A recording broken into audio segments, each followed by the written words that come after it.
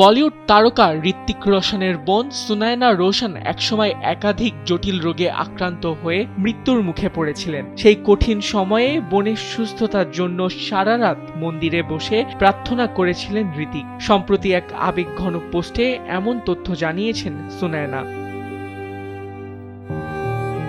সুনায়নার ভাষ্য অনুযায়ী অতিরিক্ত ওজনের কারণে তিনি ফ্যাটি লিভার, বারবার জন্ডিস এবং পরে গুরুতর শারীরিক জটিলতায় ভুগতে থাকেন। ওজন কমানোর জন্য কঠোর ডায়েট অনুসরণ করেও ফল না পাওয়ায় এক পর্যায়ে তিনি প্রায় না খেয়ে শুধু পানি পান করে দিন কাটাতে শুরু করেন। এতে তার শারীরিক অবস্থা ভয়াবহভাবে অবনতি ঘটে।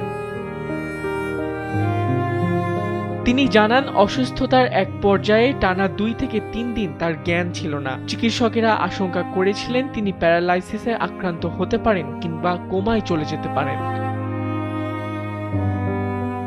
তখন চিকিৎসকেরা পরিবারকে জানান, সুনায়না নিজে থেকে খাবার খেতে চাইলে সেটিই হবে সুস্থতার ইতিবাচক লক্ষণ।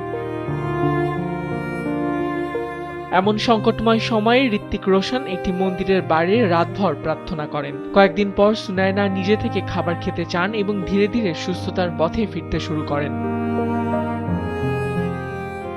তবে সেখানেই শেষ হয়নি তার লড়াই। পরে তিনি যক্ষ্মা রোগেও আক্রান্ত হন এবং দীর্ঘ সময় হাসপাতালে চিকিৎসা নিতে হয়। পরিবারের নিরন্তর সমর্থন ও চিকিৎসার মাধ্যমে শেষ পর্যন্ত সব প্রতিকূলতাকে জয় করে স্বাভাবিক জীবনে ফিরে আসেন সুনায়না রোশন। আবিদ খান, সময়ের আলো।